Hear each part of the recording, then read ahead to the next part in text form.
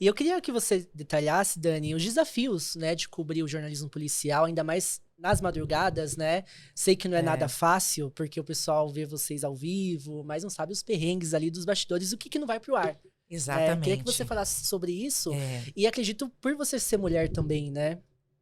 não é fácil, Bruno. Eu vou dizer que assim, foi muito complicado, porque eu sou uma pessoa muito tranquila.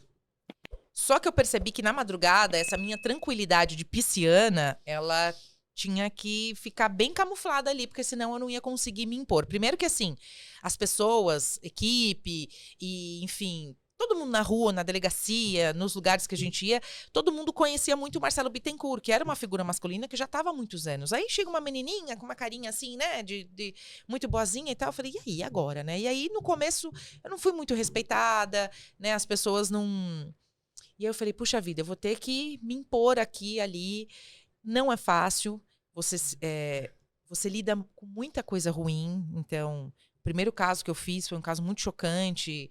A pessoa tinha, enfim, morrido na porta de casa com um tiro na cabeça. E eu cheguei todo aquele cenário, a família.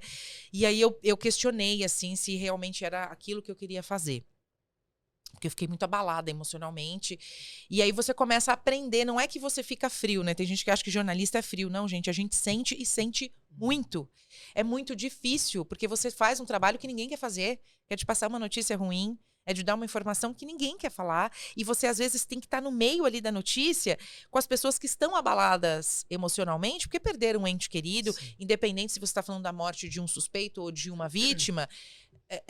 Todo mundo tem família, tem uma mãe que está sofrendo ali, tem alguém que está sofrendo com aquela perda. E aí você ter um equilíbrio no meio disso tudo é muito difícil. E como uma mulher, na madrugada, o assédio é muito grande, né? Então, eu fui bastante assediada. Então, de você entrar em delegacia e o delegado falar, quer vir até aqui a minha sala? Tipo, tarará. E aí você tem que ter todo um jeito, porque você precisa dele para concluir o seu trabalho. Então, às vezes, você tem que ter ali um jogo de cintura Uhum. muito intenso para se colocar e ter o respeito sem ser grossa. Porque, Uhum. infelizmente, Sim. é complicado ainda. Acho que não só no jornalismo, mas em vários setores, para a mulher se posicionar, para falar, eu sou uma boa profissional, não é pela minha beleza, é por aquilo que eu E faço. ser respeitada, né, E ser Dani? respeitada, Uhum. que é mais difícil ainda. Sim. Então, o, o jornalismo não tem esse glamour. A madrugada não me deu glamour nenhum, mas a madrugada me trouxe musculatura. Pra lidar com as situações ali do dia a dia, né? Exatamente. Para lidar com a dor do outro, como é que a gente tem empatia de passar uma notícia ruim com um pouquinho de empatia, né? De você não precisar, às vezes, ficar muito, ir para aquele lado apelativo, ir para o lado mais da informação, e às vezes nós somos humanos e aquilo nos abala Sim, também. Então, exato. quantas vezes eu abracei mães de pessoas que estavam em cenários caóticos. Então, você lidar com algumas situações é muito complicado. E aí eu tomei muitos socos, assim, durante esse período de madrugada. Porque eu falei, meu, será que é isso mesmo que eu quero pra mim? Porque foi duro, não foi fácil, não. Imagino, Dani. E é muito importante esse seu relato, né? Porque a gente acompanha, né, vê como acontece no dia a dia, né? É. Várias situações. É um recorte, né, gente? Por É. exemplo, às vezes as pessoas na rede social acham que. Lógico que a gente posta aquilo que é legal, a gente posta aquilo que vai incentivar alguém. Eu, por exemplo, não postava foto de nada que eu achava que poderia magoar o outro, enfim. A gente erra sempre, mas tudo que a gente posta é um recorte daquilo que se vive no jornalismo. E mesmo que vai para o ar uma reportagem que tem 3 minutos, você trabalhou nela 2, 3 dias, 12 horas. É difícil. Muito.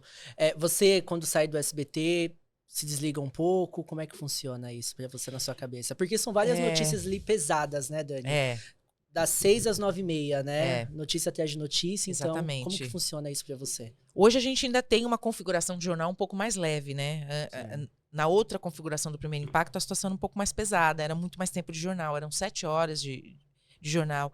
Hoje a gente tenta fazer uma coisa, fazer de um jeito um pouco mais leve, mas mesmo assim são notícias pesadas, porque acontecem muitas coisas ruins. Antigamente eu ficava muito dentro da notícia. Então, 24 horas, eu tenho muito contato com fontes, então eu ficava 24 horas olhando grupos, pensando em notícia. Hoje eu já consigo desligar um pouquinho. Uhum. Que é importante, né? É também. importante. Então, eu pego algumas horas do meu dia após o meu trabalho, por exemplo, às 6 horas da tarde, eu dou uma olhada geral no que aconteceu no decorrer do dia, porque senão você fica meio maluco. Aí eu comecei a ficar meio Sim. maluca, e aí minha mãe um dia falou: você só, calma, você precisa respirar, você tá só, respira um pouquinho, a vida tem uma outra Certo. vida aí.